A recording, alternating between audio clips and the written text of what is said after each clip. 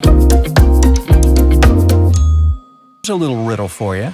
They're long, white, and you can see them in the sky. What is it?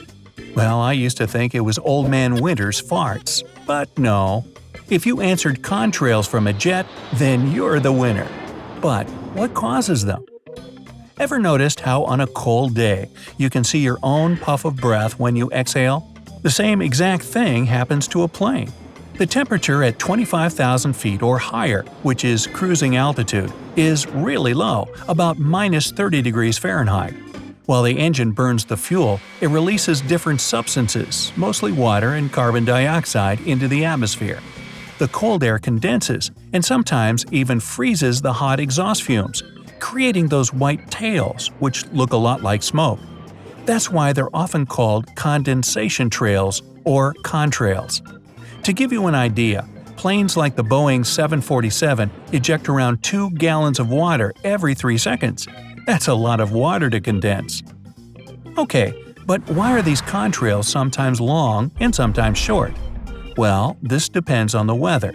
Long contrails form in humid conditions, while low humidity makes them much shorter. And that's how these white lines can help you predict the weather. If you see long contrails, it might mean that a storm is coming.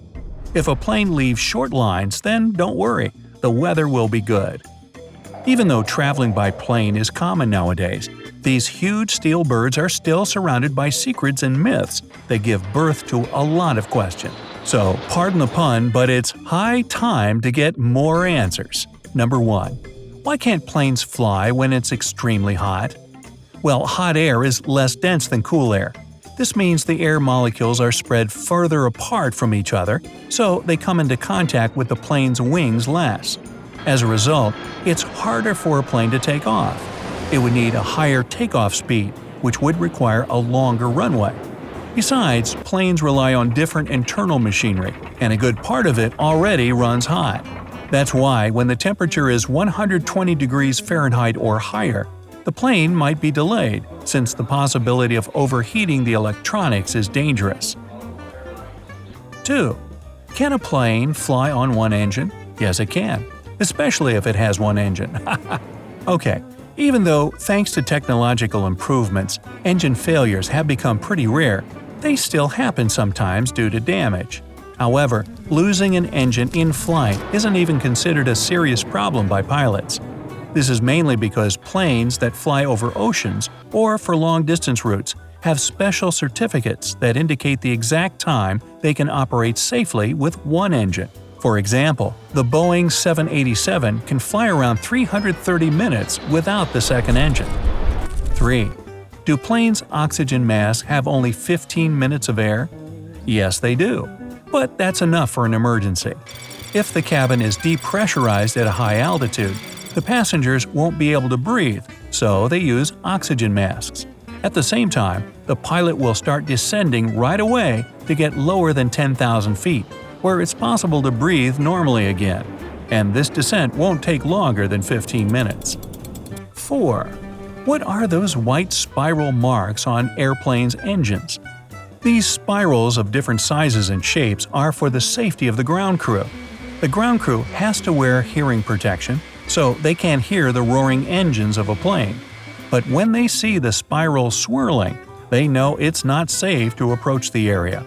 Also, these spiral marks help to tell which plane is about to take off if there are several of them on the ground. 5. Is there the safest seat on an airplane? Well, most airlines claim that the safest seat is just a myth. But statistics of airplane crashes beg to differ. They say that this seat is at the back. If you happen to sit near the tail of a plane, you're about 40% more likely to survive a crash than those in the front. If you need a more specific answer, it's the middle seats in the rear section. 6. Why are there black triangles inside a plane's cabin? These black stickers are located on about 4 windows in a cabin. Each of them is aligned with the edge of the wings. If a flight attendant believes that there might be something wrong with the moving parts of the wings, slats or flats, they know exactly which window provides the best view to check them. Also, you should choose a seat between those triangles if you tend to get motion sickness. The plane's center of gravity is at the wings, so you'll have a smoother trip. 7. Why are airplane windows round? Actually, at the beginning of the commercial flying era, they were square. But after some time, airlines decided flying at higher altitudes, requiring the cabin to be pressurized. But the frequent pressurization and depressurization caused the window corners to deform and even break. Turned out, round windows can withstand the pressure of cruising altitude much better, so square windows were soon replaced for good. 8. Why does the plane's food taste bad? Well, apart from the fact that on board you'll only get defrosted dishes which have lost a big part of their flavor, the pressurization of the cabin is to blame. The air in the cabin might be drier than a desert, literally, and this numbs a lot of your taste buds. Besides, quite often the cabin air can cause your nasal cavities to swell, making the food taste even more unappealing. 9. Is it possible to avoid turbulence? Turbulence is disturbances in airflow. The causes can vary, some by weather conditions, some by cumulonimbus clouds, which actually are also weather conditions. While it's impossible for planes to steer clear of turbulence altogether, pilots do a lot to lessen it by bypassing areas of heavy turbulence for the passenger's comfort. But if you're a nervous flyer, here's a tip for you. Choose morning flights, because the air is less bumpy at this time. Do you think flying is scary? Let me know in the comments. 10. Why do your ears pop during flight? Ears pop because there's a rapid change in pressure when a plane reaches a cruising altitude or lands.